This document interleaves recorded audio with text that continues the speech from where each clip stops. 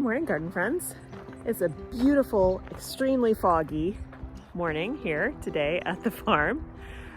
This is exactly why I need to get that fog system set up.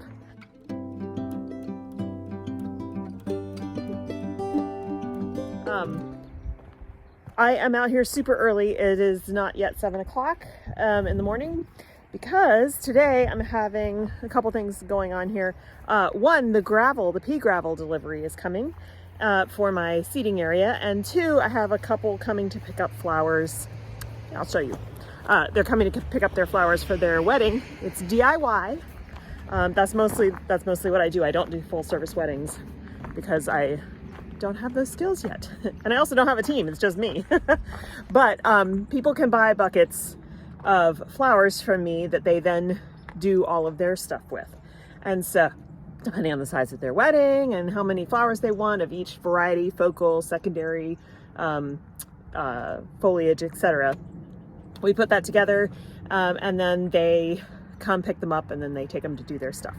So this couple is getting married on Saturday and they're coming today, Thursday, to get their stuff so that they can build all their things tomorrow. So they wanted, they're getting married in the redwoods and they wanted the redwoods to take center stage. So they have, their palette is dark blues, muted reds, and foresty kind of colors. So I settled on this. Let me know what you think. So we have the hydrangea here in two different colors, obviously this like antique white and then this greeny color. Got this gorgeous amaranth here in this muted red, along with the yarrow, and I think this is terracotta. We have this beautiful greenery back here, as well as these, look at these gorgeous grasses. And then for a little bit of filler, we've got these guys. So I think this palette is really pretty. I hope that they like them. I think they will. I think it's gonna fit for them. So as I said, I'm having the pea gravel delivered today to go in this area. And at first I thought, well, I'll just have him dump it here and I'll wheelbarrow it. But then I thought, duh, he could back the truck up literally right here if I get this cleared this morning before he arrives and get the landscape fabric down. So I am going to bust my butt and try to get this done and hope that he's a little late. The window is 7 to 10 a.m. Hopefully he'll be more on the later side of that window so that I can get this all cleared, put the landscape fabric down and be ready to have the gravel dumped, because then I can just rake it into place and that will save so much labor. So let me set you up on time lapse and let's go.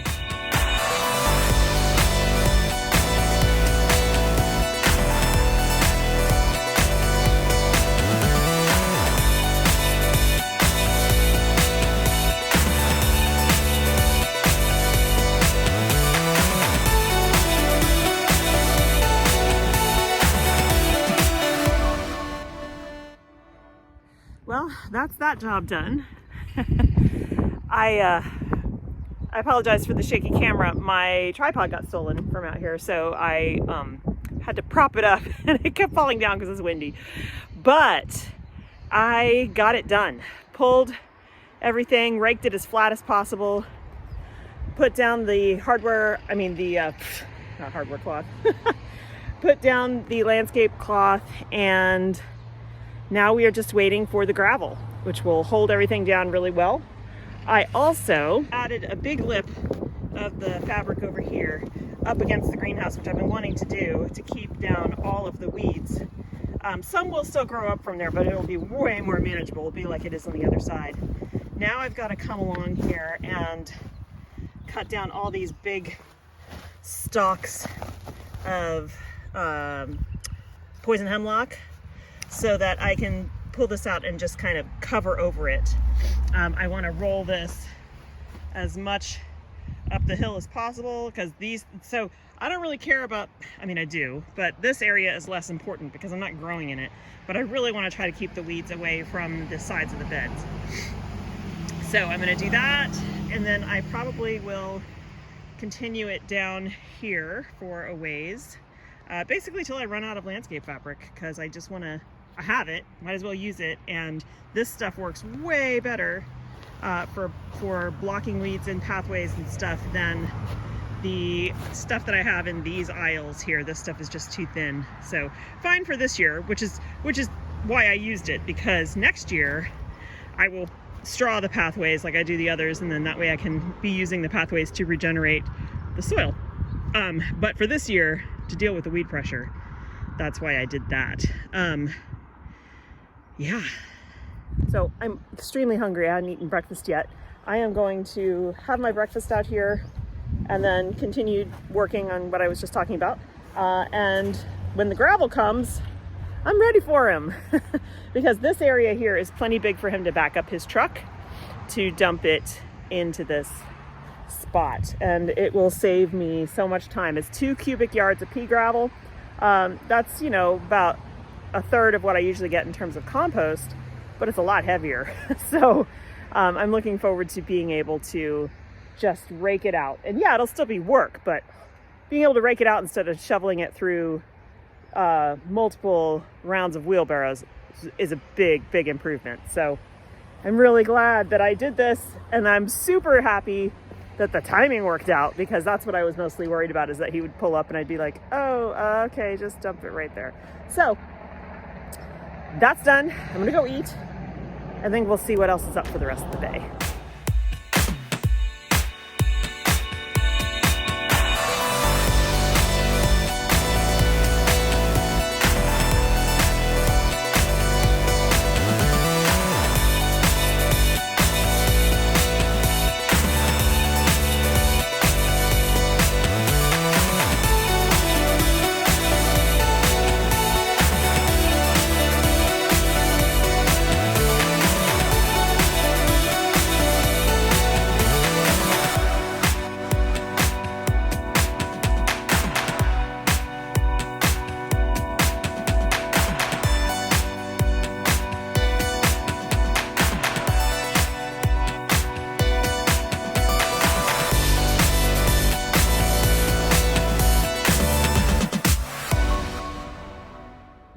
So that was totally awesome. It's almost in the middle of the pad, which is fantastic. So now I just need to rake it all in place, get it nice and flat, and then I can start setting up my birdies' beds, which I'm super stoked about. So yeah, next steps.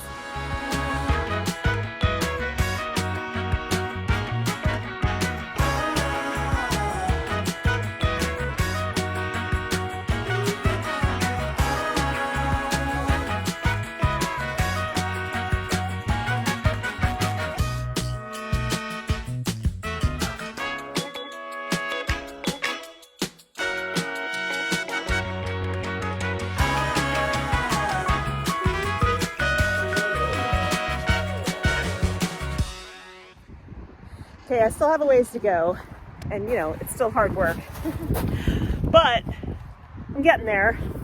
And I was reminded that farm work is what makes me strong. We went kayaking this past weekend with our kids, and Dylan and I, my 16-year-old, were in a tandem together. It was about a 4-hour kayak. It wasn't hard. I mean, there was wind, but it wasn't too bad. Anyway, he said to me at one point, "How are your arms not tired? How are you still just going and not resting?"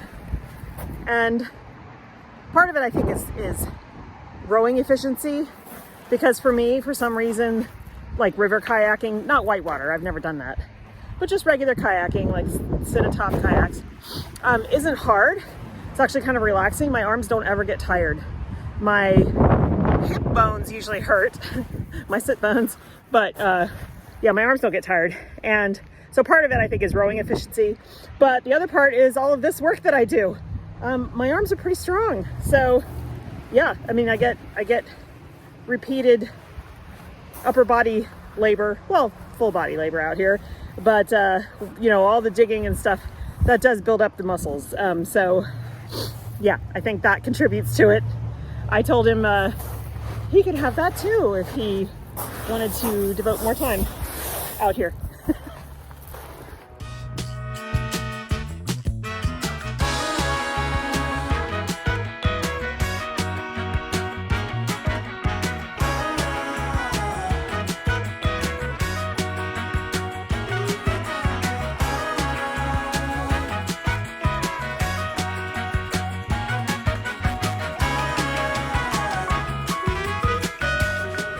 Okay, so not perfectly flat, but close.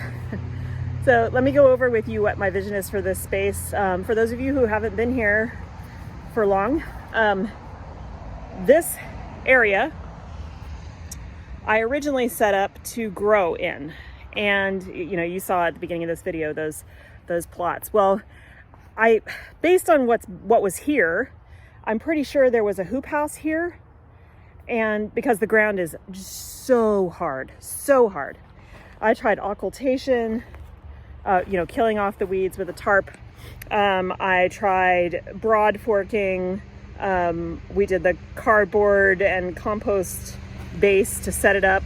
Anyway, and then I planted in it, and with the exception of the sunflowers, which have long taproots, nothing's thrived. So I decided, instead of fighting nature and taking many seasons to get this area to function, I'd been wanting a space to host workshops and where people can sit and stuff when I do U-Picks or date nights or whatever. So I decided to pull up everything and make this space the usable, functional space for those things. So what I did was, as you saw in this video, I pulled everything up. I laid down, sorry, gravel noise. I laid down landscape fabric. I put this gravel down. There are about 2 inches everywhere. And then the next steps are to put the birdies beds, the birdies metal raised beds, and you'll see what I'm talking about, all along here so that nobody goes out that direction or falls. Same thing all along this border here. And those raised beds, I'm gonna plant all kinds of flowers, just pretty things, probably some veggies too for fun. And then this edge here is not gonna be, I'm gonna clean it up, make it really nice, probably use these bricks to do a brick edging. And I'm going to put a cattle panel archway here. So where I had originally wanted to put it was up here at the start of those stones. But honestly, on that hill, it was gonna be a challenge. So this is flat. So I'm gonna put that panel there. I'll put raised the pots and some other pots on either side, so it'll be very clear where the entrance is, and it will be bordered by the greenhouse on this side, Birdie's beds back there, and Birdie's beds here. And I think that will look awesome. Additionally, I have a sun sail shade cloth that's going to get erected over this whole site, and then tables and chairs and things like that. Now the tables are going to be the pop-up kind that I can use for workshops, as well as our market days. So nothing fancy. This guy, I don't know, it'll probably go in there somewhere, but I really want to save the space to use for workshop space. It'll be shaded. People can go in and out of the greenhouse. It just will be a nice spot for workshops. And then when they look around, they'll see all the stuff that we've got planted. And for my workshops, people are usually allowed to harvest whatever they want to put in their bouquets. So I think it's going to work out great. I still have a lot of cleanup work to do, as well as getting a few more Birdie's beds. I do have 2 Birdie's beds in here. Haven't built them yet. These are the 6-in-1, and that's what they look like there. You can make them in lots of different shapes, and so I'm doing long rectangles, not very wide. I would like to build them today, but I don't have the tool with me. So, oh, there you go. 6-in-1.